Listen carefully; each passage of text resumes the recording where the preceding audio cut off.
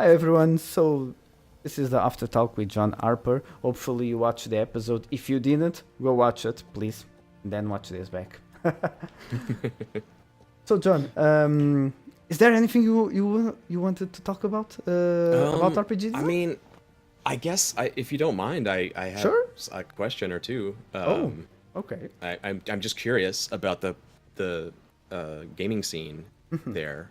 You touched on it a little earlier when we were talking about Lady Blackbird, but like what's the is there kind of a singular community, or are there multiple groups all around? Do you have conventions? I'm asking you way too many questions. I'm curious about the scene there.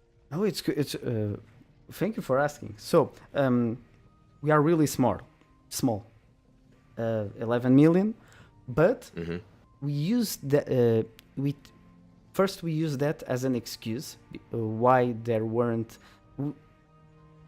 We don't have an industry first yet. You see, like out there, like in Brazil, Spain, in France. Well, we don't have an industry. We don't have editors, publishers in the role playing, but we have in board games, and we are starting to have a really heavy and active board game publishers and editors. Cool. Not in role play yet. That's why we, Whole Initiative, are fighting. We are fighting against the not information. I can't find the word in English. To find the people that don't know about role play. Okay. Yes, I understand. So we make events. We make meet monthly and bi-monthly meetings. There are different groups, but they are somehow all connected.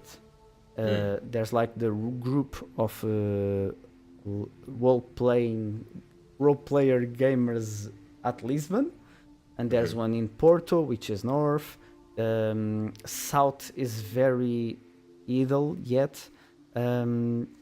There's All Initiative and another content producer and small groups. But And these are like meetups where people, like in IRL, they like sure go and play. Okay. Yeah, like every second Saturday of each month, there's a shopping where we find ourselves, and but we even we even have a way to organize GMs and players, like every month. But it's still small.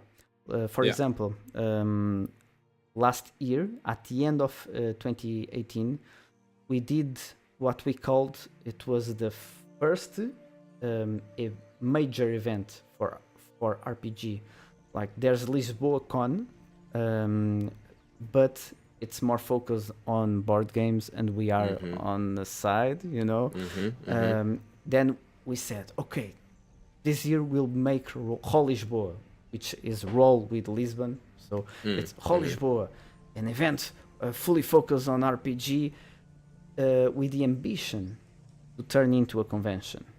And our numbers were not big, but it was very rushed. We had 1 month to prepare everything, and we did it because it was like, let's do this. Okay. Yeah, I know that feeling. It's crazy. We have a convention we do in Seattle called Go Play Northwest. It started out with like 12, well, more than 12 people, but very small. And this is our 11th year, and now every year it's a rush to get it done, but you just got to do it, right? There's that point where you just go for it. So that's great. That's cool. So yeah, like the convention, which is not yet a convention, but it will be.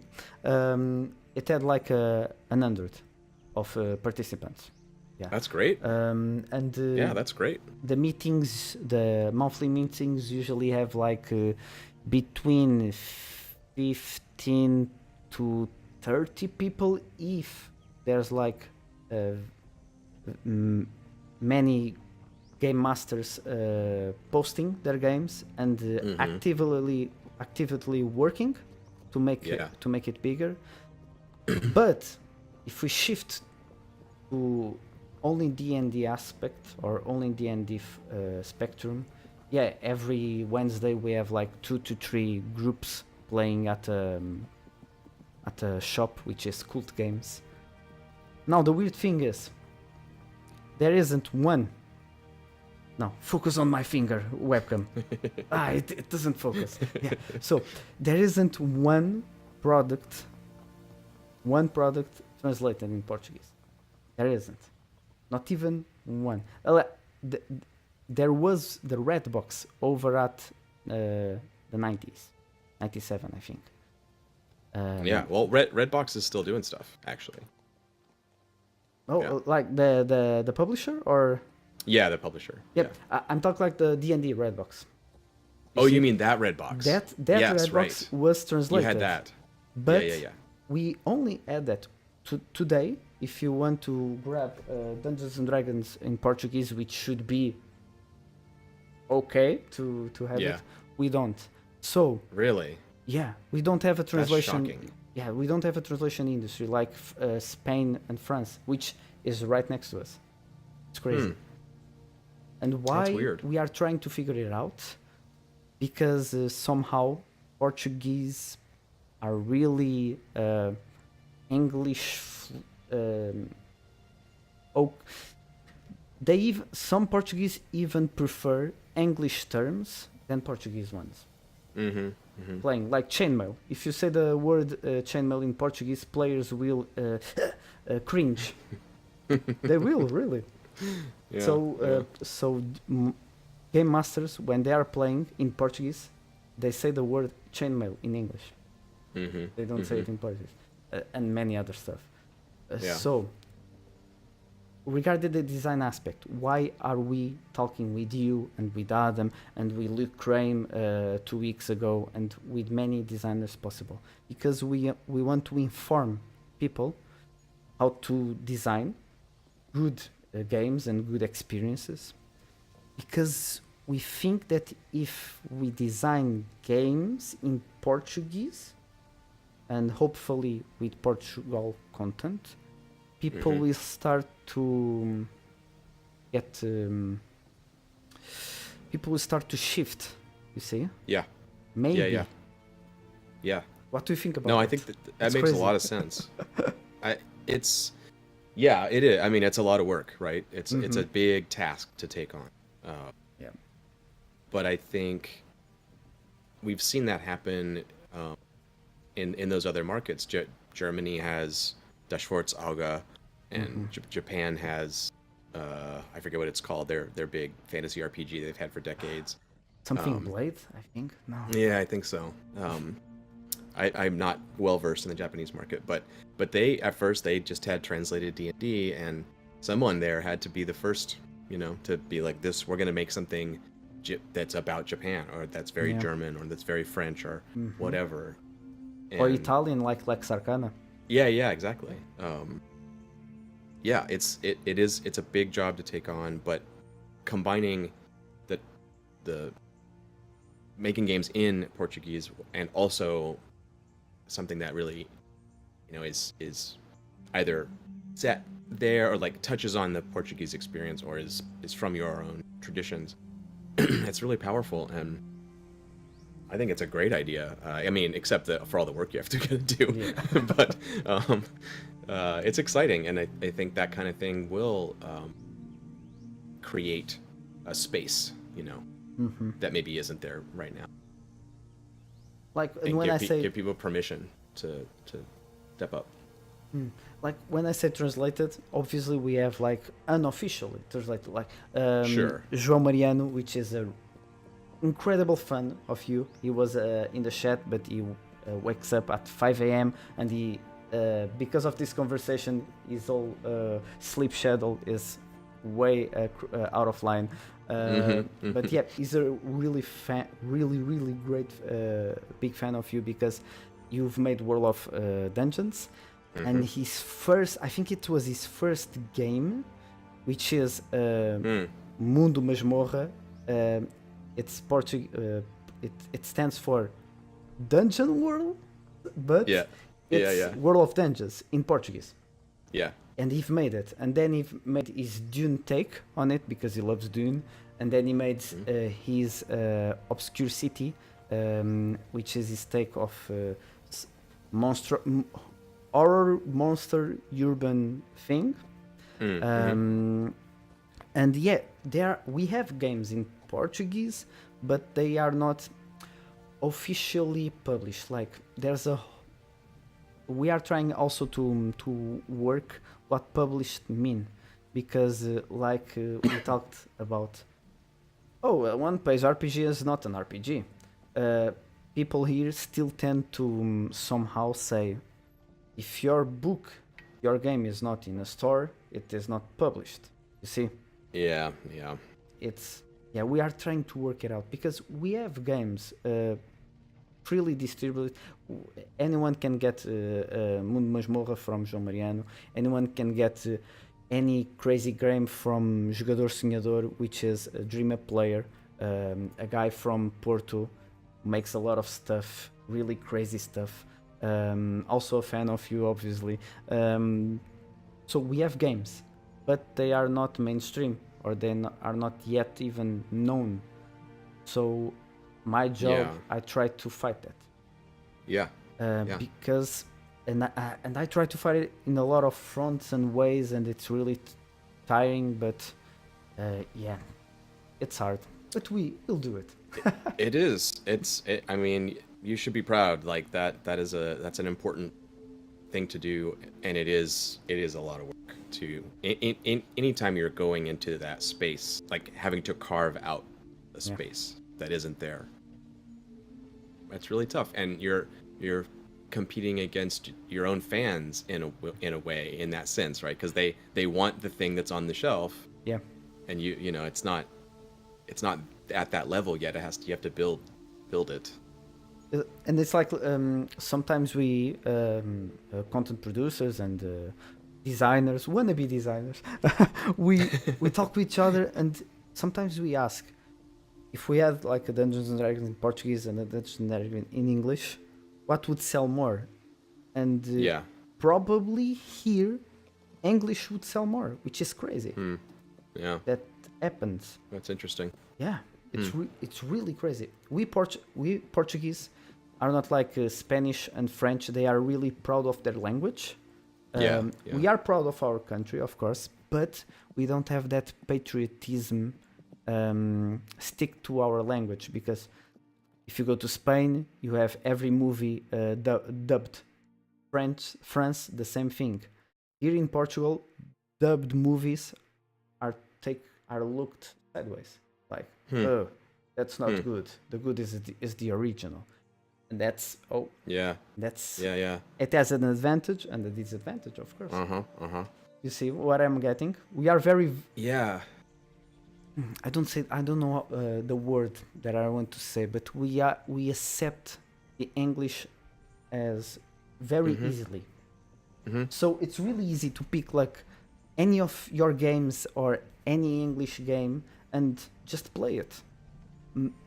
Somehow, I dare to say that it's even easier to grab your game and play it as it is than if I would translate it and publish it in Portuguese. So there is a Portuguese edition of Blades, and from Brazil, from Brazil, So it's interesting. Like you're saying, it's a benefit and maybe a problem. The relationship with English that you have. It is a nice benefit that all the English books and works you can pick them up and use them. But the relationship with the Brazilian market is interesting. Like they definitely, their relationship to English and Portuguese is a little different. Or maybe way different. Way different. The majority don't speak English or don't do well in English, and so they prefer Brazilian stuff.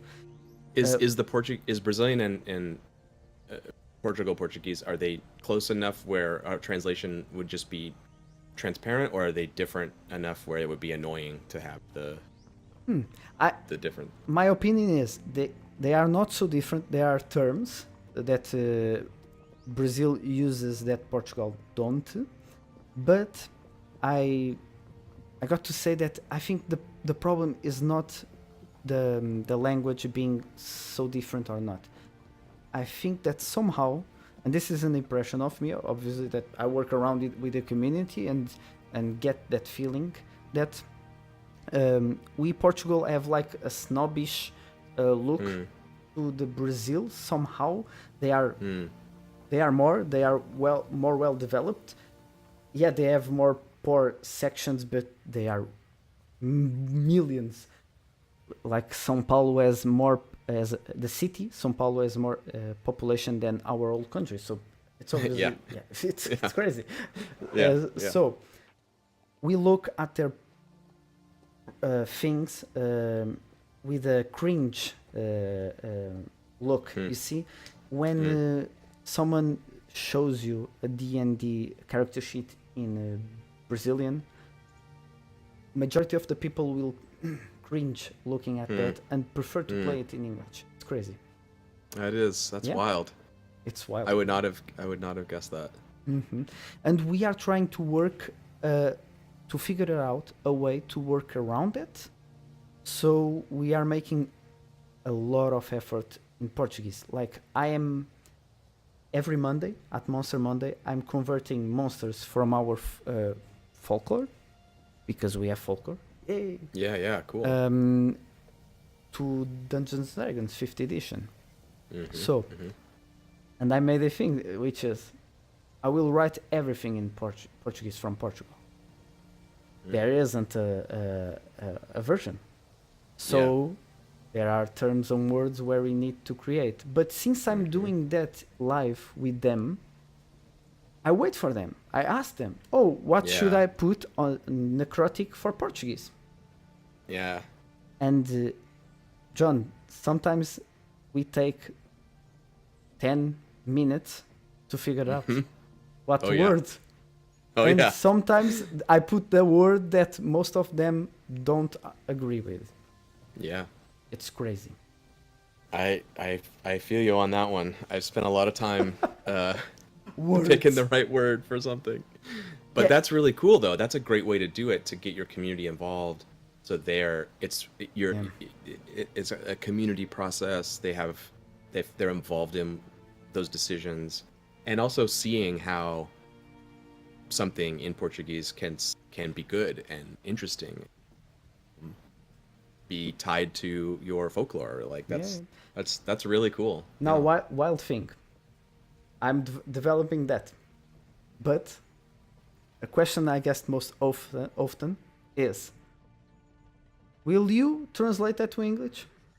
It's crazy. Portuguese people asking me the most often question from Monster Monday outside of the stream is, will you translate the Portuguese bestiary to English? It's crazy. It's crazy. Oh boy. It's really wild, man. And I just flip my table, you know? I'm like making an effort and really working really hard, making everything in Portuguese. There isn't a D&D in Portuguese, and I'm writing, and then DC difficulty check. It doesn't work in Portuguese. I have to get another thing. Saving throw, it doesn't work even. Get another thing, and then they just, will you translate that to English? I flip, man. It's crazy. That's rough. That's rough. Oh boy. But that's why this conversation with you, it's so important. If you somehow manage to reach out more designers, for sure, know you, it will be great. But I'll have to say, we have an official Portuguese translation of Lady Blackbird, which in Portuguese it works really well because it's Lady Senhora Blackbird Melro, Senhora Melro. It sounds really nice. Nice. And João Brienne did that work like a couple of years ago, and I tend to spark up flames that were extinguished. It's what it's what's give me most pleasure to do. It's to see a guy that at 2011 or 12 made content, podcasts, translations, and then stopped. Now, today, I grab him, I shake him, and he starts again. Beautiful. That is beautiful, yeah. And we are discussing continue that translation and maybe even creating a Portuguese scenario for Portuguese Lady Blackbird, because it works really well at our meetings. And like you said, trying to play with our groups and but we needed to talk with you about that. I'm glad we did. Because can we make it a Portuguese version of a Blackbird? We don't know, and also the lack of experience on editing and publishing give us insecurity. Thank you. Well, Lady Blackbird's a strange case because it's the default Creative Commons license is for a non-commercial thing. So making anyone can make Lady Blackbird stuff, but you can't sell it without my permission. And that I have given that permission sometimes to some people. There have been a few Lady Blackbird hacks that one was in a collection for a Kickstarter for the Gauntlet and stuff like that. So in general, it's easier to just say, if you make Lady Blackbird stuff, just give it away and it's fine. But we can translate, right? Oh yeah, absolutely. Beautiful. For sure. Yeah.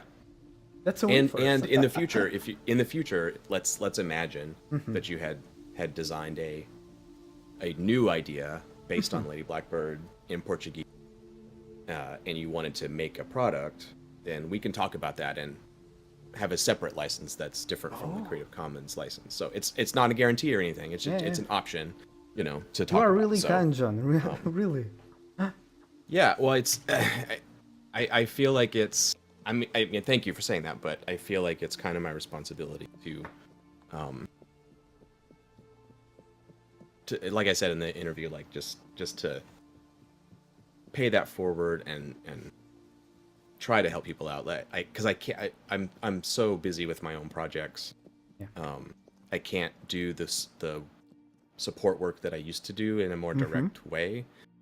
So I want some of my design work to be that thing, to like the hacker files and that kind of thing, like to try to give people some tools. So when it comes to actually making products and trying to sell them and all that kind of stuff, that's a separate conversation, but it's something that could happen, even for something like Lady Blackbird stuff. So, but yeah, in terms of translation and making stuff for it, go for it. Yeah, that's totally fine. It's awesome to hear. Really. Yeah. That'd be great. And then there are examples like Dream Up Player.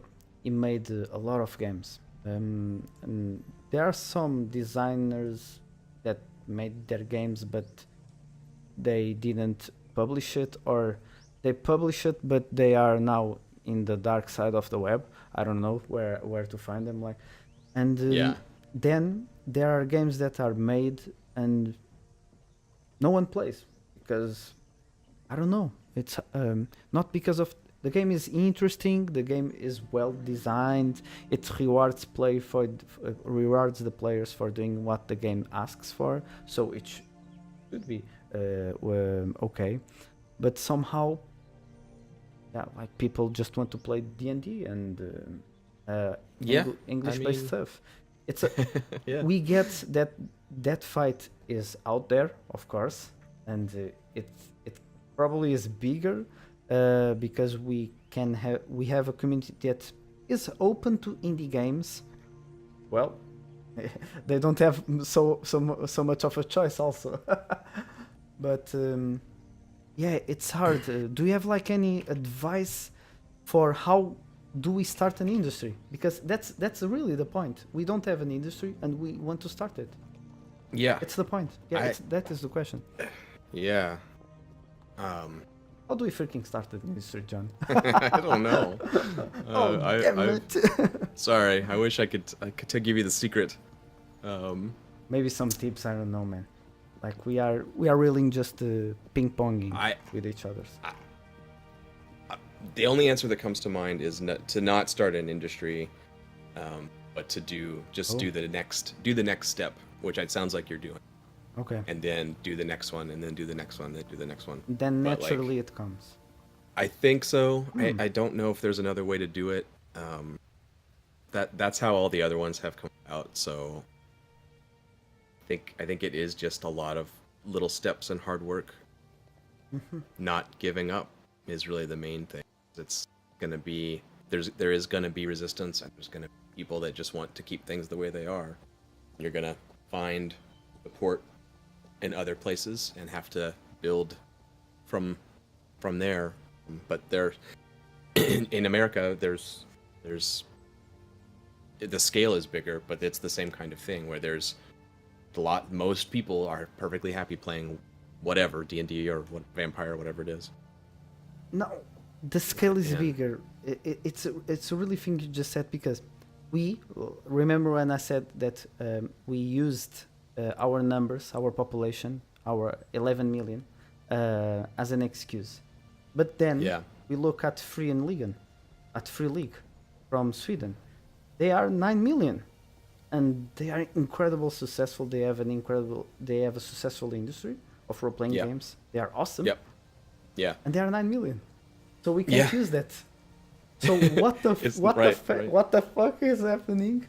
And we are trying to figure it out. How? But working on the next step. Time and hard work. Yeah, you got it. It's building from that seed, and like you were saying about making the sparks, getting those people to keep going. That's key. It really is that. There's no shortcut, I guess, is the answer. Yeah. No one has the shortcut. Damn it. No. But there's places to reach out to for support, and people like Luke and me and Adam, and we're happy to come and talk and try to give advice. But there's other ways we can support you too, right? Like we can give you stuff. Files, we can give you contacts, for printers or for artists, or whatever, to bootstrap a little bit. Is that a term in Portuguese? I totally get you. Yeah. So there is a community here, even if it's not inside your own community. There's people that can help you. Yeah, exactly. So you're not in it by yourself. And but you still have to do the work. You're the one there in Portugal having to do it. Yeah, because an example, you there, I imagine that you make a game and you can somehow publish it online at itch.io or drive-thru. You can contact an editor like Evolat, right? Yeah. They just do everything from there. Like I said, we still fighting that term of publisher. Your game is only published if you contact Evolat, and then it is distributed officially. We are fighting that because I believe that published is being able to distribute whatever in format and way. Me too. Yeah, 100%. So, yeah, I agree with that. Absolutely. But we don't have Evolat here. Not even a single one. That also is a barrier, because even if I make a great game, I don't have a place to go and say, oh, look at this game. Do you want to publish it? There isn't. I can go to a board game one, but they will look at me like, what a weirdo. I don't know. It's weird. We are still building routes that should already have been built years ago. Yeah. And somehow they just haven't been. So yeah, it's crazy. Yeah, someone's got to do it, and they didn't do it in the past. So now it's you. We'll try. Yeah, but well, good luck. And like I said, I can't jump in and give as much as I would want to, but you have I'm a lot of stuff, man. Happy to help in whatever way I can. So you are really kind, really. So I think it's a good after talk. Are you okay with it? Yeah, that was good. Yeah. Thanks for explaining the Portuguese scene to me. I was really curious about that, and thank you for asking. That was very interesting. Yeah. I never talk so much in an after talk. Really. Everyone's gonna be like, "Why isn't John talking?" Yeah. But that was good. I really liked it. Awesome. Cool. So, guys, thank you for being our patrons and supporting us. Kisses, and hopefully you'll get even more and better quality content. Bye bye, guys.